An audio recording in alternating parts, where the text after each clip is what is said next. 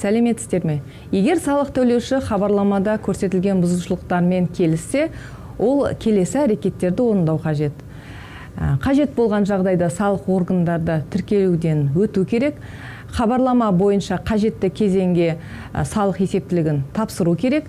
Қажет болған жағдайда төленбеген салықтар мен өсімпұлдарды төлеу. Содан кейін электрондық шот фактураларды түзету, толықтыру немесе қайтарып алу.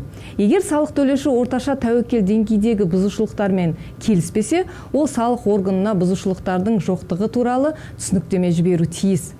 Егер салық төлеуші жоғары тәуекел деңгейіндегі бұзушылықтармен келіспесе, ол хабарламада көрсетілген мәліметтерді растайтын құжаттарды қоса отырып түсініктеме ұсынуы тиіс. Назарларыңызға рахмет, сіздердің МКД.